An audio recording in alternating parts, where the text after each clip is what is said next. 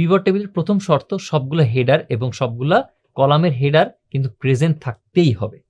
একটা নোট আপনাকে সবসময় কিন্তু মনে রাখতে হবে।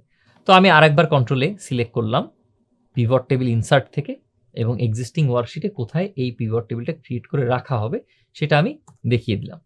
ওকে, অলরাইট, আমার একটা পিভট টেবিলের প্রম্পট কিন্তু চলে আসলো। এই পিভট টেবিলের এই প্রম্পটে আমি বিভিন্নভাবে পিভট টেবিল নিয়ে কাজ করতে পারি। সেই কাজ করার ফিল্ডস আর হেয়ার আমার একদম রাইট সাইডে।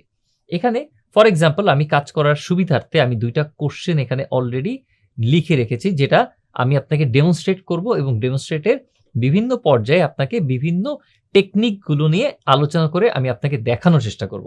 For example, which company sells the most volume.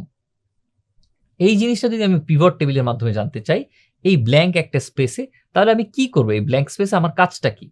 আমার এখানে অনেকগুলো ফিল্ড আছে যে ফিল্ডগুলো আমার টেবিলে প্রেজেন্ট, এবং এই ফিল্ডগুলোকে আমি এই চারটা বক্সের যে কোনো একটা জায়গায় কিন্তু ড্রপ করতে পারি।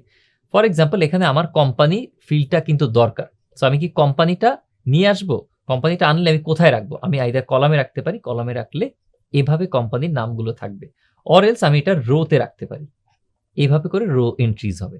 সো হয়তো আমি এভাবেই চাচ্ছি এবং কোম্পানি নেমটা আমি তারপর হয়তো চাচ্ছি। সো আমি যদি রোজে আবার কোম্পানির নিচে কোম্পানি নেমটা দিয়ে দিই তাহলে কিন্তু কোম্পানির নেম সহকারে চলে আসবে।